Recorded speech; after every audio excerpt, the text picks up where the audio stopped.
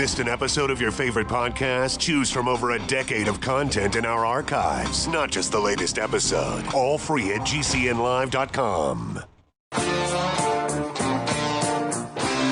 This is your call to action. Get prepared, America. Economy, survival, energy, disasters. This is USAPrepares.com.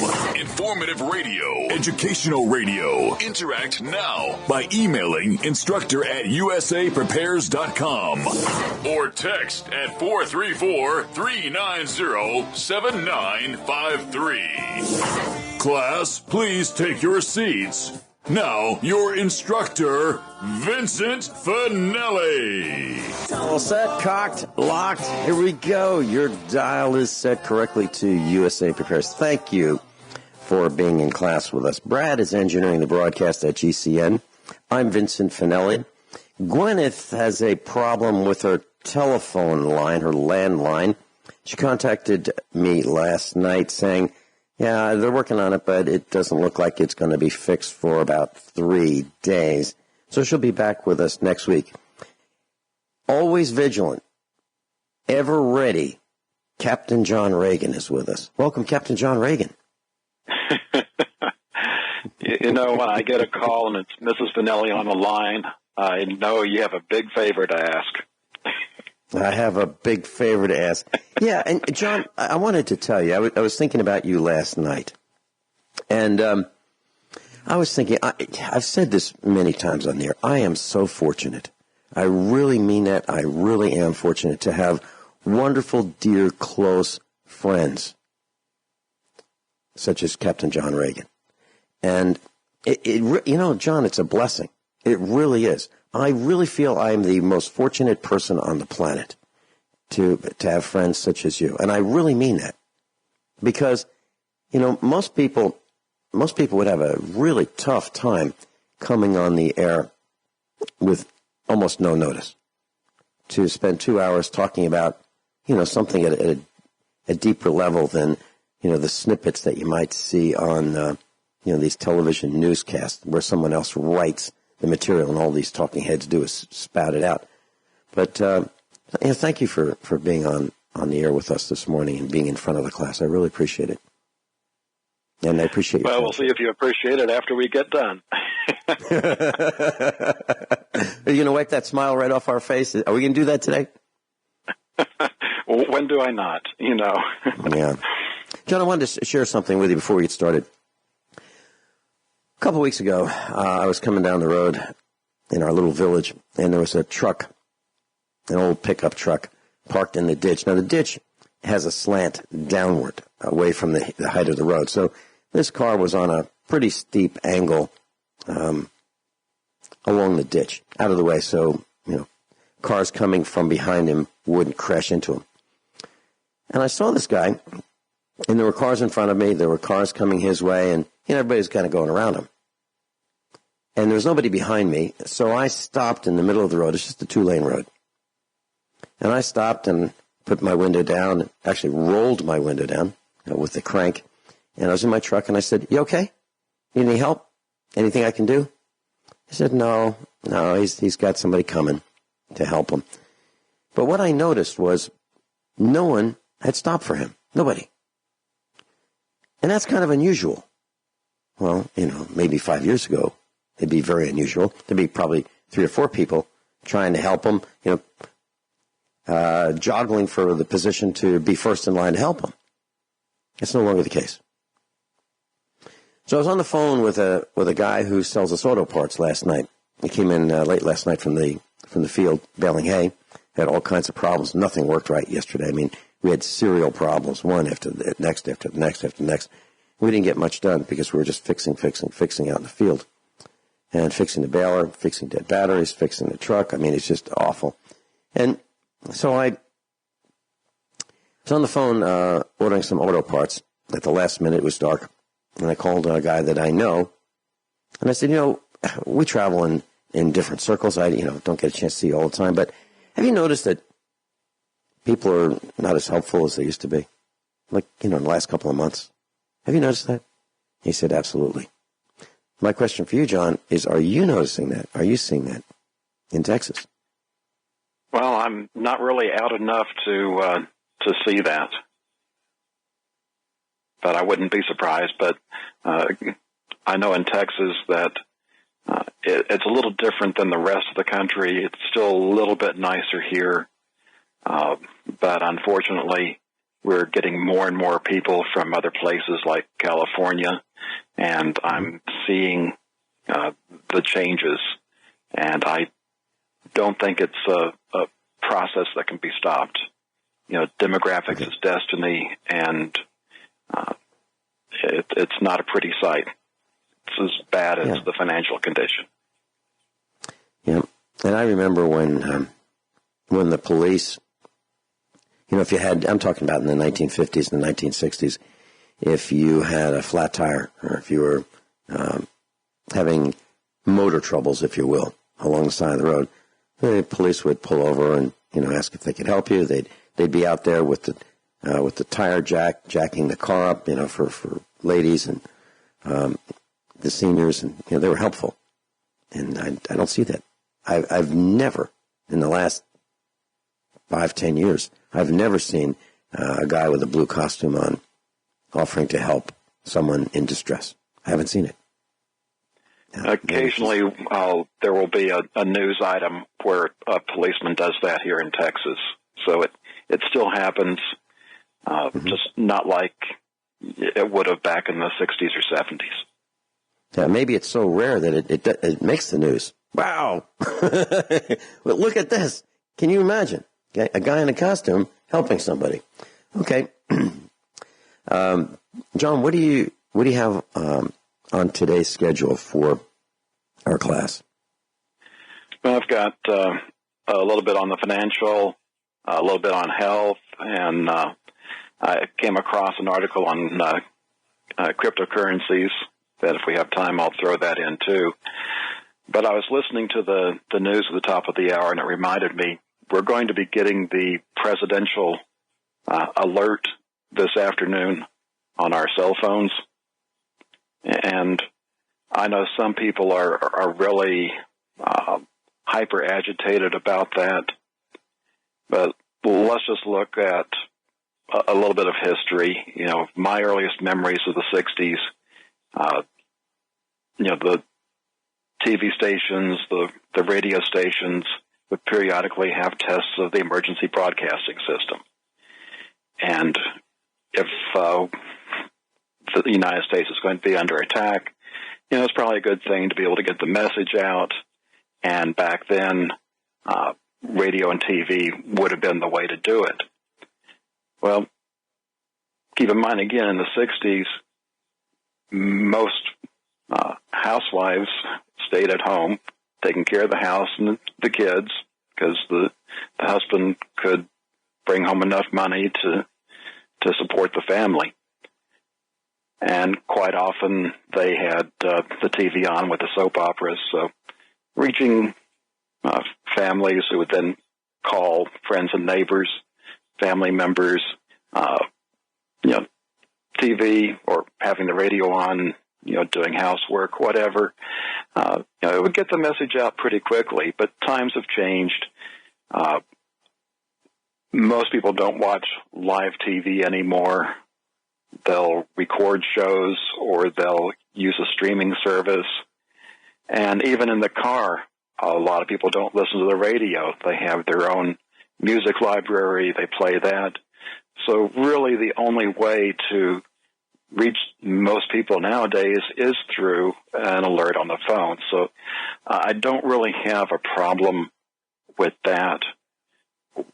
But on a separate, somewhat related issue is the new systems that they've put into the actual media outlets where they can gain control of the station. That's a totally separate issue that I do have problems with.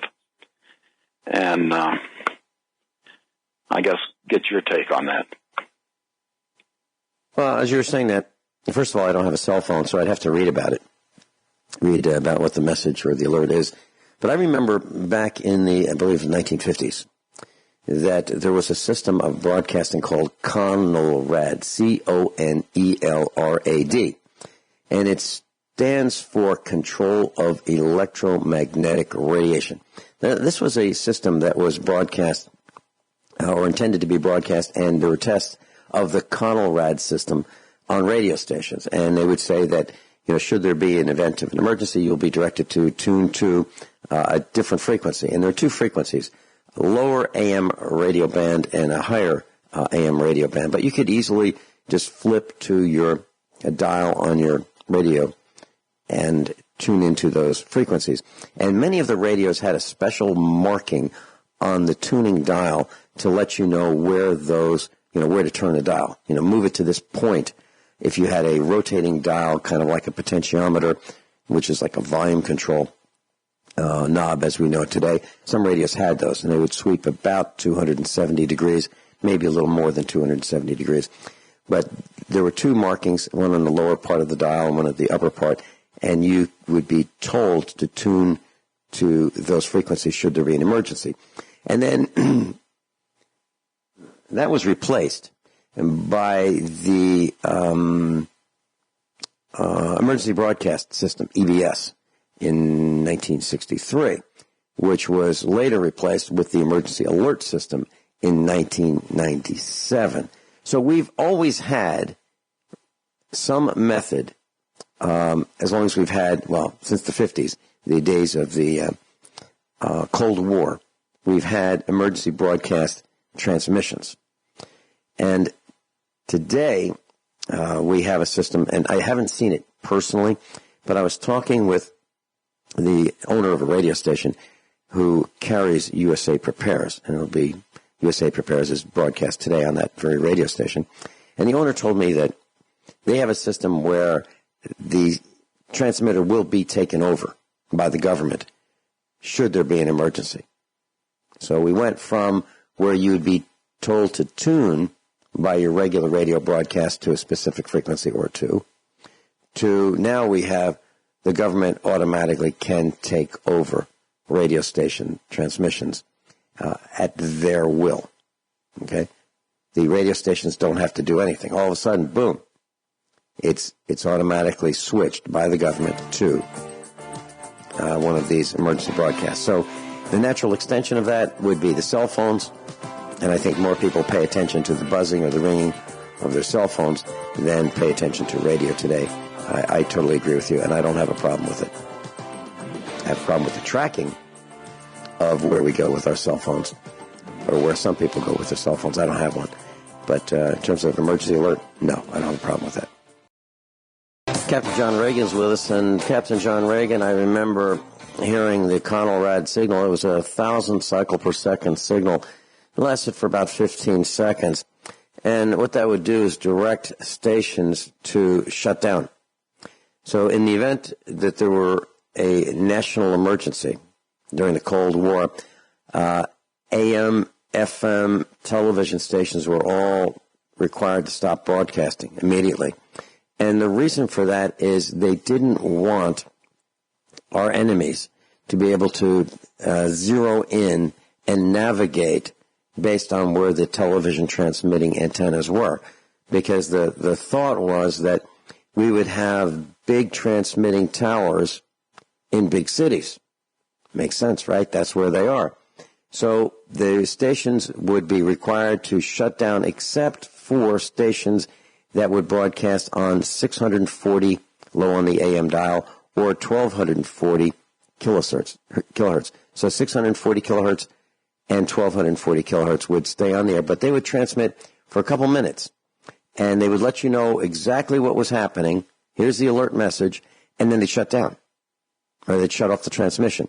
And then another station would pick up the transmission. And it was kind of a round-robin situation where one radio station would transmit for a few minutes, and then it would stop the transmission.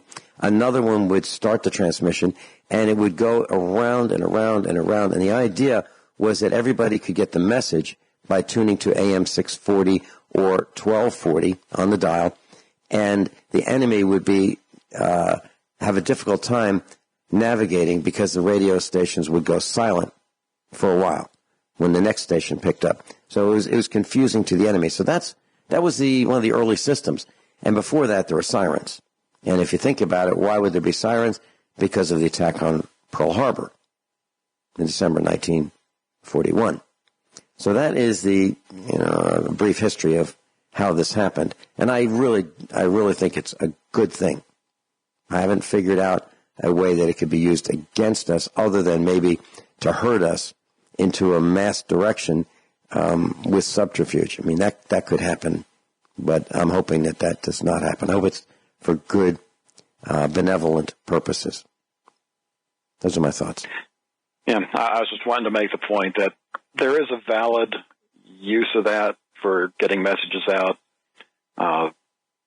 Like I say, I don't like what they've done with broadcast media taking over stations, but that's the state of where we are now. And you were talking about using the signals to home in. Of course, that's not really important now because we've got GPS from satellite. So all they need to know is location on a map. And right. You're absolutely right. And Barry Soetoro wanted to have an internet off switch. Barry wanted to be able to shut the internet off, whenever he thought that the internet should be shut off. That's kind of a scary thing to me. Of course, now you've got all the censorship going on, so it's kind of like, what's the difference? How do you get a message out if you can't use the predominant social media platforms, or if you're not ranked high in Google? Mm-hmm. Right. That's exactly right. So, if that's not cheery enough, I guess a little bit of a belated Happy New Year here. October 1st was the start of the new accounting year for the federal government. So we're able now to look back and see what kind of damage was done for the fiscal year 2018. And if you're following along at home, the news tab of the financial state of the union.com, or you can get there through my other website, eze33.org. The news tab there will bring you to the same place. In today's resources, a couple of links, the U.S. debt clock, and an article about the FY 2018 debt. And if you want the actual data, you can look at my post from when I was on August 31st. There's a link to the Treasury website, Debt to the Penny, and you can pull all the data up for yourself, and we'll get into the details when we come back. I'm going to it right now. TheFinancialStateOfTheUnion.com with Captain John Regan. We'll be right back. So, Captain John Regan, I am at the USDebtClock.org from your link on TheFinancialStateOfTheUnion.com. It wiped the smile right off my face. The numbers turn faster than when you're filling up your car, and that's pretty bad. Absolutely. And some of the numbers that why don't we go with what you want to tell us, and I want to make a comment on something unbelievable comment. Go ahead. I guess need to set the stage here. If you're not familiar with how government accounting works, what happens, the federal government has a budget for the year, and they'll talk about the deficit. Now, back during the latter Clinton years, they talked about a budget surplus. Well, that's only part of the picture. There are off-budget items. And the other trick they do, and up until recently, what they brought in for Social Security and Medicare, they took that money, they spent it against the general items to make the deficit look smaller than it actually was, and write IOUs for the Social Security and Medicare accounts, which are known as the trust funds. There's no money in there.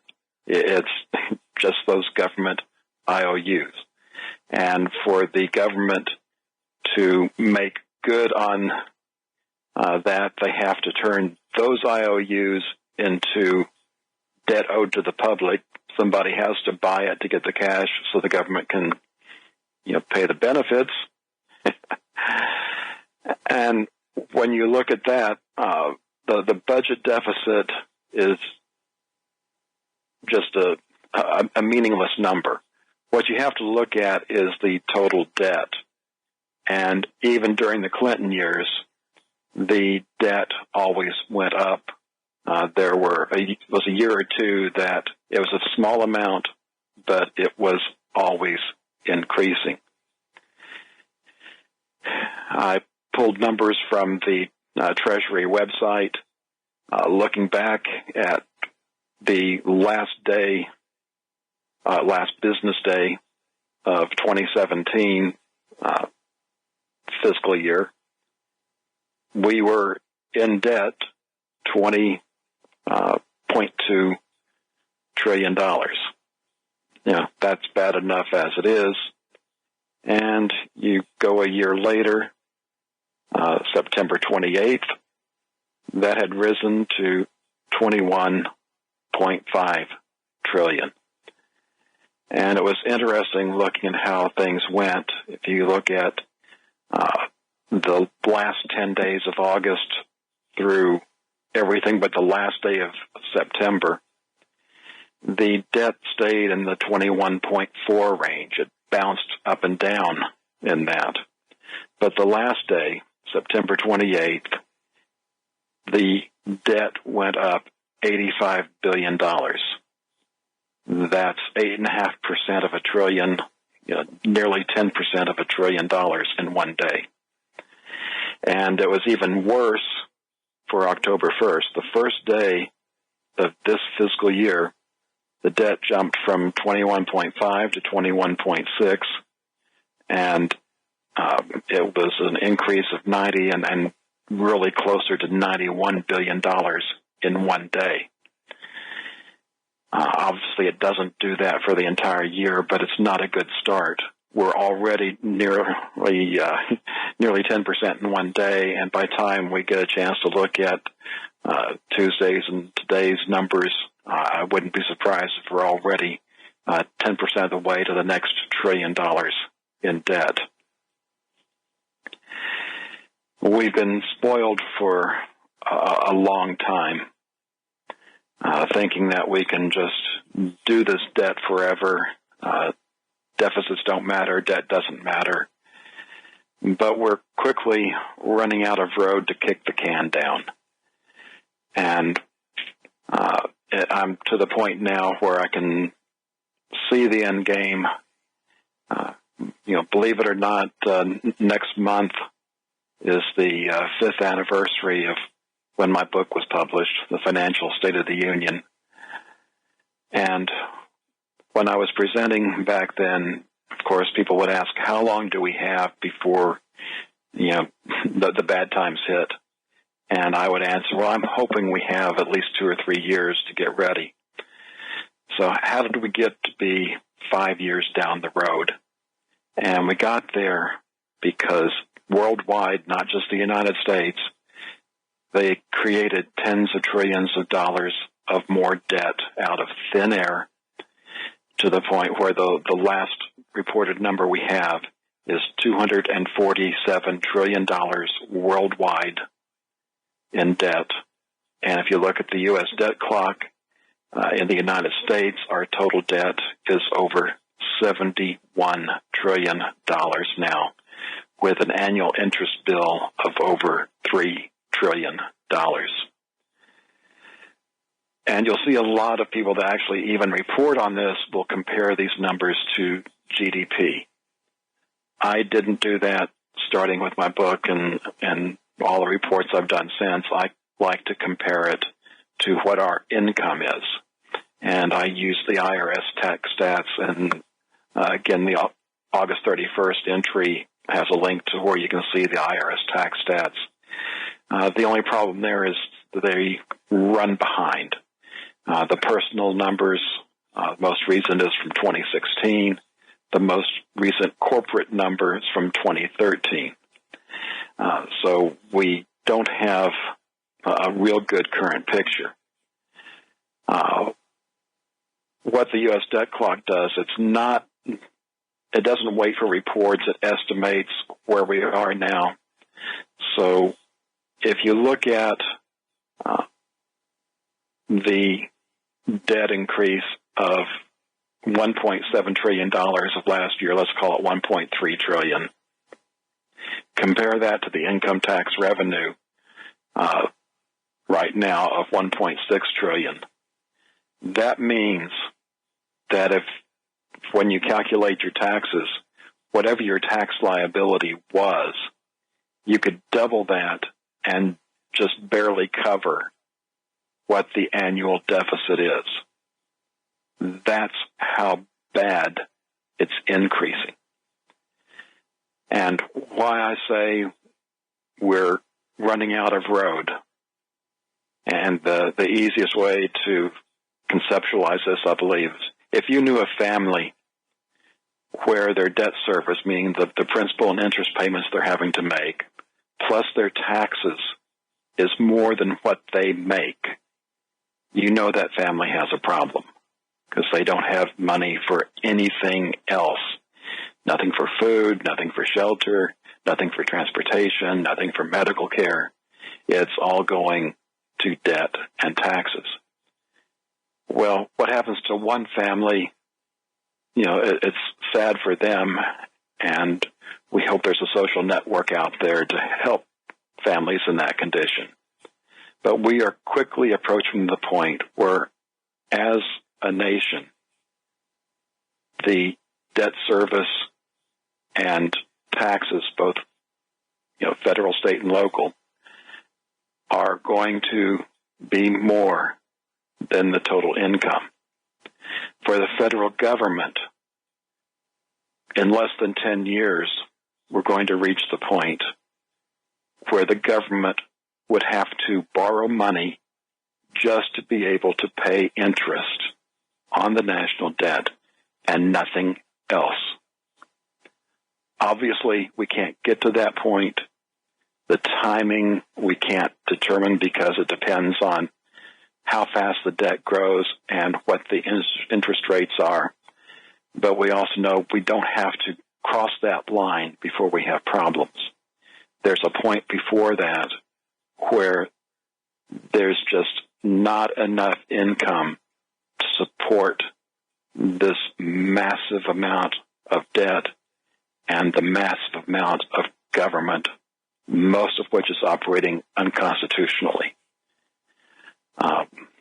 I wish we could change that, and unfortunately, at this point, it's just math, and I guess the most we can say is going to be very ugly. We can use the Great Depression as a guide, but things are different in a number of ways. And because we're not having the national discussion right now about what to do when this happens, we're probably going to see similar things as what happened with the Great Depression, where FDR got elected, ripped up so much of the Constitution, and I believe that's what we're going to see in our future, is they will bring those types of people in. They're going to supposedly fix this unfixable problem, and we're going to see nastier and nastier things happen. Does that cheer you up enough? Well, no. I was looking at some of the numbers as you were speaking, and here's what I saw. So currently, the United States population is 329 million people. The debt per taxpayer is $177,000. That's the debt per taxpayer. $177,000. The number of people who are self-employed is 9 million. The number of government employees is 24 million. The number of municipal employees is 19 million. So let me say that a different way. The number of government employees is 24 million. The number of municipal employees is 19 million. How many manufacturing jobs are there in the United States? 13 million. There are more municipal employees than manufacturing jobs. How many retirees do we have? 53 million. How many are living in poverty? 38 million. How many without insurance? 27 million. We'll be right back. Captain John Regan's with us. And Captain John Regan, many, many years ago when I was studying for the final exam to get a permit by the state to be a licensed realtor, which I no longer am. I just wanted to study to learn as much as I could about how real estate works so I could use that information for my own purposes as a real estate investor at the time. I learned about gazintas, and I was doing some gazintas during the break, and I realized that if you take the number of government employees, 24 million, and the number of municipal employees, 19 million, that equals 43 million.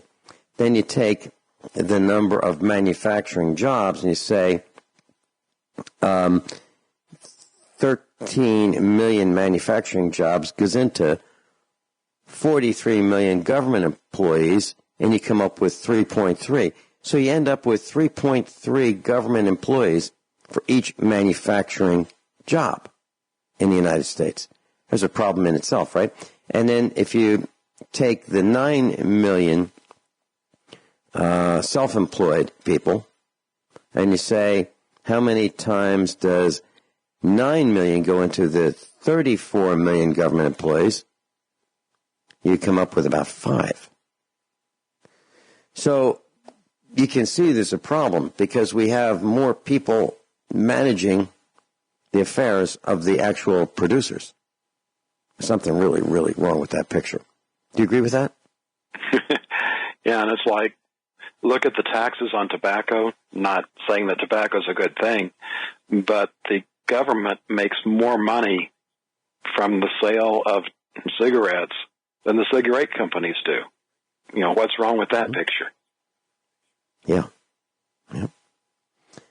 And the number, there are a couple other numbers that were quite staggering to me. And so the U.S. workforce is 156 million out of the 329 million in population. And you can kind of understand some of that because not everybody is working. We've got the very, very young, and we have the very, very old. And in the middle, we should have a lot of people working. So there are 329 million of us in the United States, according to the USDebtClock.org.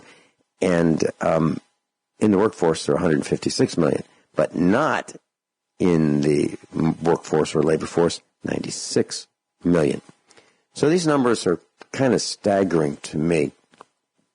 So, class, I think you ought to follow Captain John Regan's suggestion. Go to thefinancialstateoftheunion.com, click on the news tab, and you'll see a link to the debt clock. And you click on that, and you can follow along in class. Your eyes will, you won't believe what you see. Please continue. And it's even worse than what you talked about when you said debt per taxpayer for the national debt of $177,000. You have to understand their definition of taxpayer. And that's anybody that files a return. And when you look at the distribution of returns, roughly half of the returns pay little or no taxes. Obviously, those people don't have very much money, and you're not going to be able to extract very much from them. So this burden is really going to be felt by the people that actually pay taxes. So you can essentially double what it says there. The debt per taxpayer that pays taxes is over $350,000. And if that's not enough, This only talks about debt. We also have the unfunded liabilities.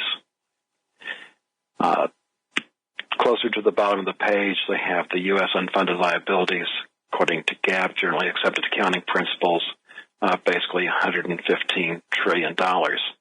That's using the very rosy projections that's in the trustee reports. And when we get back from the break, we'll talk about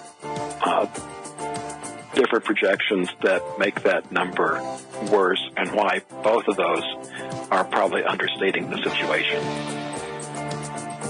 Captain John Regan's with us. Class, please don't touch that dial. It's a special treat to hear Captain John Regan. We'll be right back. Class, Captain John Regan's with us. U.S. Air Force Reserves retired. TheFinancialStateOfTheUnion.com is the website. We are at the news tab, and if you'd like to follow along with us, Captain John Regan, absolutely stark numbers you're sharing with us. Pretty frightening stuff. Yeah. Yeah, it's like the more I dug up, the worse it became. And most people don't even look at the trustee reports. And then you have to go beyond that. You have to go to the supplemental tables, which are on the websites for the trustee reports. And this took a chapter in my book, so we can't get into the detail today. But basically, when you look at the projections, they're ludicrous on how the numbers relate to each other. And when you compare it to history, they're even more ridiculous. So when you see the $115 trillion unfunded liability that's on U.S. debt clock, that is a really rosy color, glasses type number. And that's bad enough as it is. When the new trustee report comes out, Professor Kotlikoff takes the alternate scenario from the Congressional Budget Office, which has more realistic projections. And with his calculation, we end up with a number that's over $200 trillion. I think the last one was $220 trillion. And these are present value numbers. And if you haven't had a business class, one of the things you typically learn is net present value, where if you're making a decision whether or not an investment or a project is worth doing, you run these numbers, and of course you're assuming your assumptions are correct, and you're saying what kind of return you need to make this worthwhile. And if the net present value is not negative, it's zero or better, then that becomes a possible option. You don't necessarily do all of them because you're constrained by the amount of money that you have, and you can't necessarily make all the investments you want to make. So what this present value number does is say, and just based on what's on the U.S. debt clock here, is that $115 trillion is what you would have to invest today at the interest rate that they use to calculate it with in order to meet the obligations, given that all the assumptions they've made were correct. And the reason I say it's even worse than that, we covered the news months ago where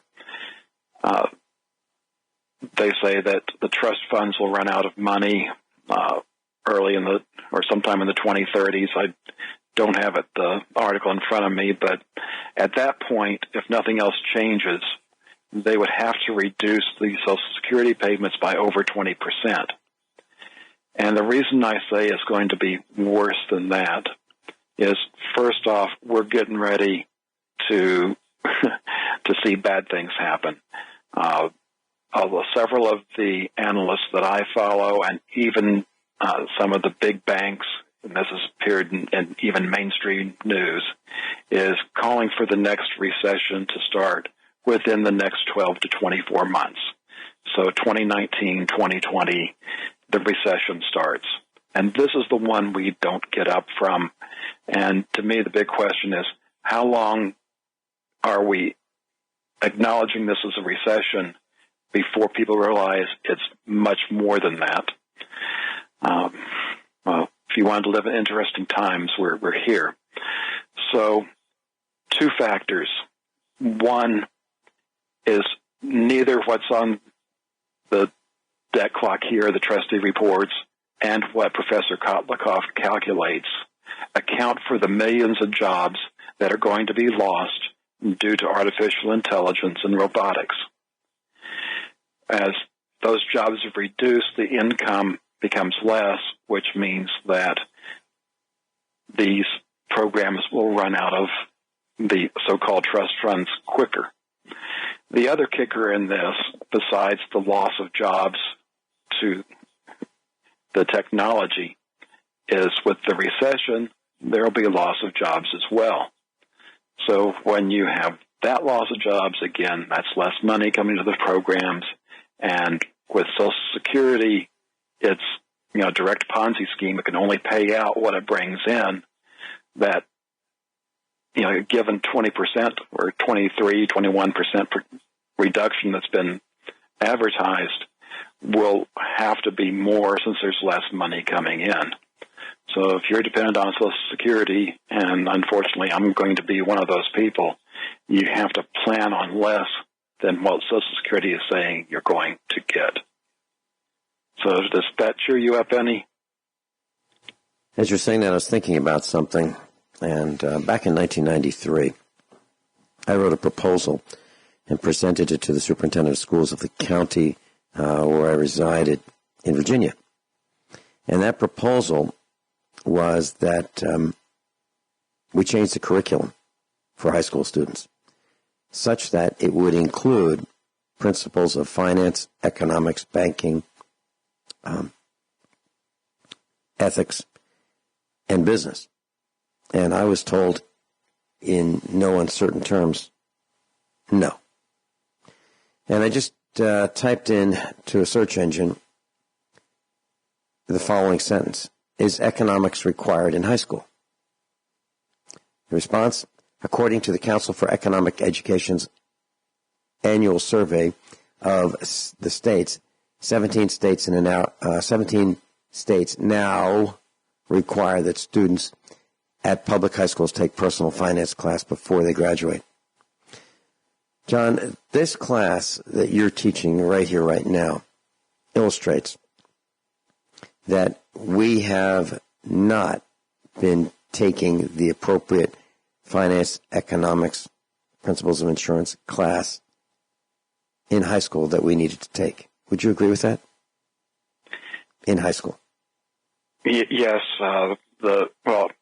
I even say that people have the same degree I have, a Master of Science in Finance. I would say most of those people are financially illiterate. They may be able to do the financial calculations, but they don't understand the bigger picture. And part of that is because there's also a poor economic education, because the economics that are taught in almost all universities is Keynesian economics, which is why when you constantly see the news, economists were surprised, is because they don't understand how the economy works. Whereas if you read people that are in the Austrian School of Economics, they understand what's coming, and they are much less surprised when things happen. And we keep on re-electing the same people. A lot of the situation we're in, we can blame directly on Democrats. I also, go step by step in the book, not trying to pick on Democrats. It's just history, how they destroyed the dollar with the Federal Reserve, FDR taking away the gold, LBJ taking away the silver, the social programs, FDR with Social Security, LBJ with Medicare. They have financially and fiscally destroyed this country. Our money is essentially worthless. We are in debt out the wazoo, and it's going to be very painful when the day of reckoning comes. Now, the Republicans are not really the good guys either. When they get power, they tend to spend more money than the Democrats do. But the worst of it, the unfunded liabilities and the destruction of the dollar, we can definitely tie those to the Democrat Party. Again, the ideal thing is that we would have a national discussion right now on what we're going to do to not fix the problem because the problem's unfixable. What are we going to do when the problem hits to preserve any kind of freedom that this country was founded on? And that's where I really have my greatest concerns. And you might even say fears, what's coming because of that. Vincent? Captain John Regan, I was thinking, as you were saying that, back to the 1960s and before. I was born in the early 50s. And when I was a child, I could hold in my hand a dime, which was a 10-cent coin. I could hold in my hand a quarter, 25-cent coin, a 50-cent piece, which was a half a dollar, or a $1 silver dollar coin. And they had some heft to them. They had some weight to them. And they were all made with 90% silver content. So when I went to spend one of those, I was spending something of value. I was trading something of value, meaning silver, for something else. So at one time, I could trade one of those silver quarters, also known as a 25-cent piece, for a haircut. I could get a haircut for one of those for 25 cents. Literally, no kidding. Well, now a haircut is around $13, $14, $15 in our neck of the woods, maybe more. And I'm wondering if some of what has happened to us, meaning this massive, massive devaluation of these tokens. They're now tokens. They're not silver anymore. They're like tokens. Has encouraged us to not understand the value of what we had. And now those haircuts are $13, $14 plus dollars. Because, heck, there's not much value in what we have in our hands anymore because it's not silver anymore. It's not valuable anymore. We have inflated or devalued our currency. Do you think that's possible, John, as one of the reasons why we are not screaming about these massive devaluations of our currency? Love to hear your thoughts. That's a good part of it. We'll talk more about that. Class, you're listening to USA Prepares, and you're listening to Captain John Regan, who's a member of my family, my extended family. And I think that's something that is a little different about us as compared with other broadcasts. I consider a lot of our instructors as my family. Mark in Montana, welcome. You're on with Captain John Regan. Hello, Vincent. Hey. This is Mark the Spark. I got it wrong. Well, it says Mark in Montana. Well, maybe that's a future omen. I don't know. So you're moving to Montana. Okay. Before I go any further, there's a little snippet I want to share with you guys. Sure. There's a man with a gun over there telling me I got to beware. I think it's time we stop, children. Watch that sound. Everybody look what's going down. Just wanted to share that with you guys. Brings back memories. I'm sure it does for Captain John Regan as well, doesn't it? Yes, it does. On that note, I sure do miss you, Captain John, because I remember you as the great aggregator, along with your cohort there, the great aggravator. So the two of you are really stirring it up in good ways. Thank you. On the note of... aggravator. Yeah. I'll have to write that down. Yeah. On the note of that song, is one of the few songs that I remember from my childhood. And what's interesting, it came back to me this past summer, and it kept bringing it in my head. And I actually didn't know the title of it. I didn't even know the band's name. Okay, because I wasn't really into titles and names and all that. The sound and it was just really incredibly pervasive. It gets in your bones. The guys were geniuses. Anyway, the current cycle that we're in, I shared that with you, Vincent, that I've because the conventional traditional wasn't working for me, I had to look at other ways to look at life and see the clues that I could find what this puzzle is all about. So 52 years ago would have been 1966. And 52 years is a cycle in the Mayan calendar of personal development. It's a personal evolution cycle calendar. So 52 years ago we're in a similar place as we were 52 years ago. Now, if you extend that out, multiples of 52, it would be 1862, and we were in the second year of the Civil War. Isn't that interesting? Are we not in a soft Civil War now? Are we not?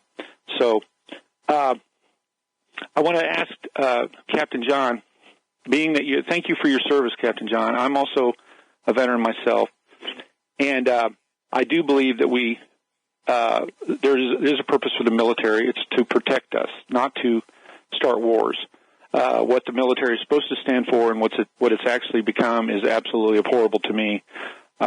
So economically, so a question I have for you is economics, and I'm on this kick. And by the way, thank you, Vincent, for referring me and helping me to connect with Dr. Shealy. I'm in process of that. There was a couple of documents I wanted to send him, but I don't have a scanner, so I have to go there today to a scanner, and then I can put together my question to him in some more detail. So sure. Thank you for that. I would like to say, ask Captain John, the economic impact that the pharmaceutical industry has had on our well-being, or in, I guess, financial terms, would be our productivity. And how it's been my gut level is that it's been a great detriment, and it's actually doing much, much more harm than it is good. But I don't know if you have those kinds of facts and figures handy, but I don't, but we can discuss that a little bit after the break. Okay, sure. Okay. And I'm going to post a YouTube video for the song that Mark the Spark in Pennsylvania just played for us. It's Buffalo Springfield, for what it's worth, 1967. There's something happening here. What it is ain't exactly clear. We'll be right back. Class, during the break, I posted a link to Buffalo Springfield's For What It's Worth, 1967. And it's very short. And I also posted the lyrics at usaprepares.com, page 1. Mark, thank you for calling in. I'm looking forward to more of what you have to say. I appreciate what you did. Mark, please continue. Well, also what's interesting about that, Vincent, just a little side note here. I shared with you before that according to them, we're all just, us common folk, we're all just outlaws. They just haven't caught up with us yet. And on that note, there's another song. Excuse me 1 second, Mark. I read the link of Missouri state felonies. I need to post that on the website. You let me know about felonies. I got to tell you that there's no way you can avoid being a felon. There's no way. The list is so comprehensive that you cannot avoid becoming a felon. Yeah, they're ratcheting it down. They're ratcheting it down at the state level, right? And chances are they're doing this across the board. That's why I'm putting it out here to your audience. Maybe they're hearing about it in their neck of the woods. So, but what's also interesting is that the other song that's been pinging my consciousness is from Merle Haggard, "Lonesome Fugitive," and the lyrics to that are good. And So I looked that up. I said, well, what's wild about these two songs keep pinging my consciousness? So I looked them up. They were both written in December of 1966. I find that pretty fascinating because they've both been, they're just been on my mind constantly. I'll go back and forth and listen to each one. So anyway, back to the question to Captain John is also along with that question is, Captain John, were you aware that as of August 23rd, the Veterans Appeals Panel has acknowledged and clarified that we veterans can now sue through class action. We can sue the VA. And I'm not into suing. I'm not into all the lawyer thing. Hopefully there's some good lawyers or law firm out there that might take this on. But the Veterans Administration is doing many veterans harm. I know they may be doing some good. Hopefully they are in the other realm of, some operations and the physical stuff, but with this mental health issues, the pharmaceuticals, they're absolutely. Which, by the way, Captain John, most of the veterans that go to the VA system, which is the largest healthcare system in the United States, most of them that go there to seek counseling for the traumas that they've experienced. And the only way you could see the VA before, now it's changed in the last couple of years, but before you had to get a diagnosis and you had to be prescribed a drug. Otherwise, you weren't going to be able to talk to nobody. So I don't know if you're aware of that, but had you heard about this class action possibility to bring? I had not seen that, and part of the problem we have, and this even dovetails into the financial problem with Medicare and all of that, is even Obamacare. We don't even have the right discussion on health care, because it's all geared towards treating symptoms with pharmaceuticals. And I'm not saying all drugs are bad all of the time. Obviously, there's times, for example, where an antibiotic is absolutely necessary to save somebody's life. There's other times when they prescribe antibiotics that they're totally worthless, and there's conditions in between where they just do it as a precaution, which causes all kinds of problems on its own, because when you take an antibiotic, it destroys your gut microbiome, which is most of your immune system, which leads to further things. But it seems like, the run-of-the-mill physician out there doesn't know anything. So I want to pay attention. I've got a link on today's discussion items, a video of Dr. Tennant, Healing His Voltage, the Physics of Emotions. And this is where, as a doctor, he's talking to a group of physicists. And it's a 48-minute video. I highly recommend it. It's going to do the best job in the shortest time to describe how your body works.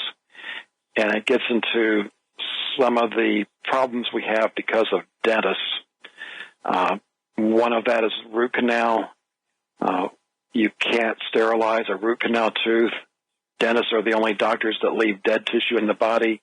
All the other doctors know if you do that, it causes health problems. Mm-hmm.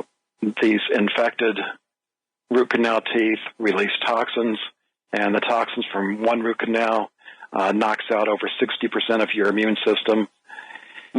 Then you also get bone infections, cavitations from root canals and from extracted teeth where bacteria got in there, or ligaments were totally removed.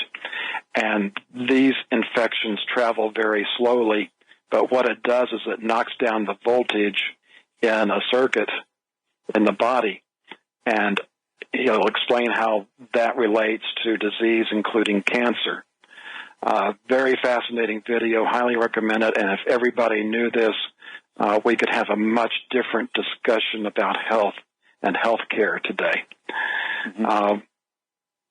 We look at some of the problems with the pharmaceutical industry. There's been a lot of attention paid in the last few years of how they've jacked the price up on a lot of drugs.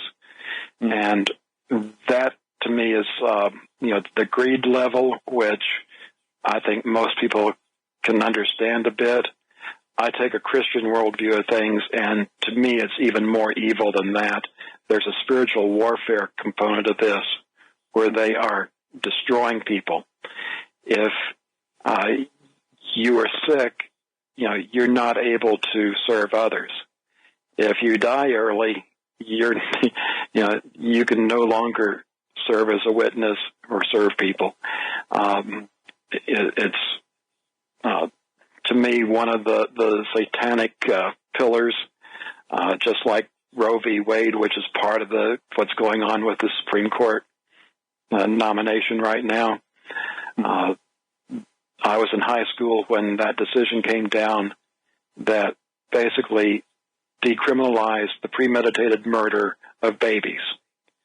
And I even have to back up a little bit on this because, Christians tend to be so illiterate in their Bibles. Even if you do read and one item that even non-Christians tend to know is the commandment, thou shalt not kill. And that is used improperly by Christians, and it's used by our enemies against us. When you understand the words before it got translated to English is thou shalt not murder. Murder and killing are two different things.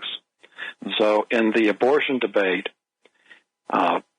we've had in the neighborhood of 60 million abortions in America since Roe v. Wade.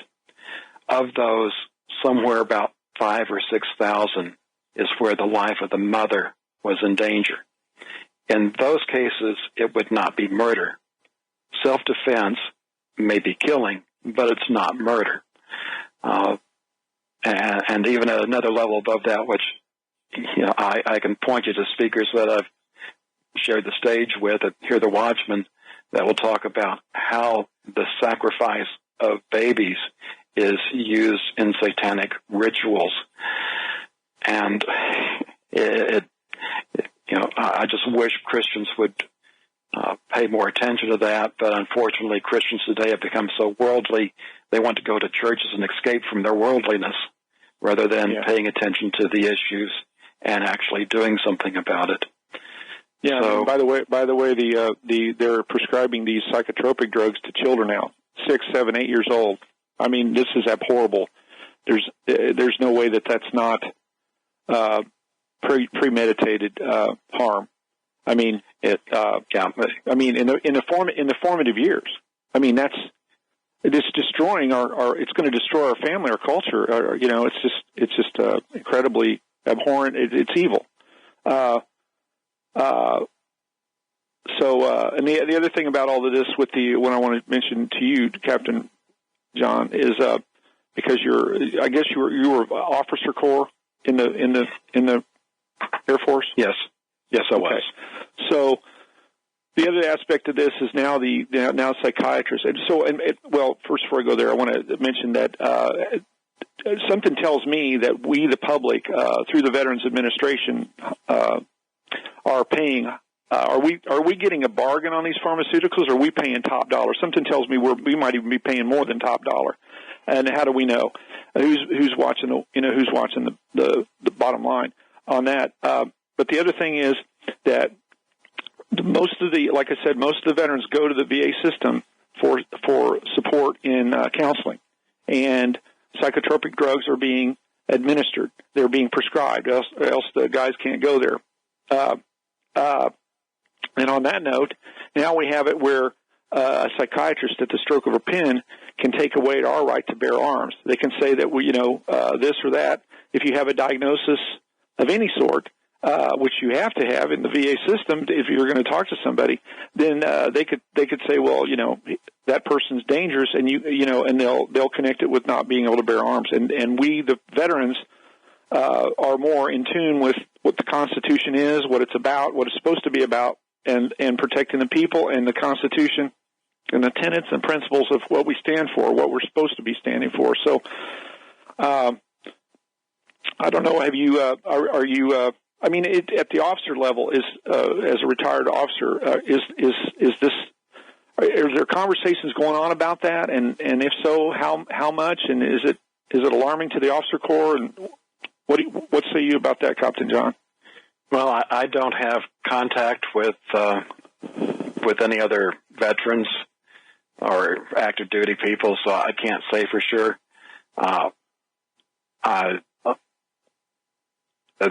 Just because somebody's in the armed forces doesn't mean that they're for this country.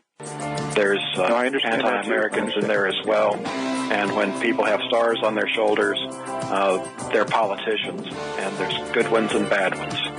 Right. I'll let it go at that, Vincent. Thank you, Vincent. Thank you, Captain John. You're welcome. Thank you, Martha Spark in Pennsylvania. We'll be right back. Captain John Regan, we're down to the last segment today. Where would you like to go? Yes, this is the point where I try to fit in an hour's worth of information in 5 minutes. Well, let me ask you, before you do that, can you come back soon? I'll have to take a look at the schedule. Might be able to this month. Might be next month. Okay, very good. Please continue. The August 31st post, there was a video I put on there from Dr. Levy on iron and gluten. He referenced a study. I hadn't had time to look at it at that point. I've looked at it. It looks pretty valid to me, where people that are frequent blood donors, which is defined as 4 or more times a year, versus infrequent blood donors, they looked at the ferritin levels of those. The frequents had basically an average of like 17, range of like 15 to 25, and the infrequent were, I believe, 52. And everything I'd learned up to this point was saying if you're between 30 and 60, you're in the optimum range. Well, with this study, it pretty much showed those that had the lower numbers, the frequent donors, had improved elasticity in their arteries. Saying another way, they didn't have hardening of the arteries, whereas those that had what we would pretty much consider a good number of 52 had the problem. So we need to get those iron levels down, the ferritin levels, and I don't know if this is his opinion or he's got statistics to back it up, but he said that essentially everybody over 50 is going to have a ferritin level of greater than 25, which means that they're getting damage. And unfortunately, too, with the mainstream doctors out there, they just look at the reference range on the lab test, which goes from 30 to 400. And unless it's over 400, they'll tell you you're fine. And anything over 100 starts causing some serious damage. I also wanted to quickly talk about the cryptocurrency link that I have there. One of the problems with it is with the blockchain is it keeps on adding on because it's a register of all the transactions.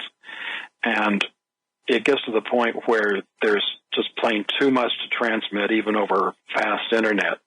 So it's not really a feasible way of doing things. However, blockchain will be used in a lot of areas, and one of the nastier ways is control of the food supply.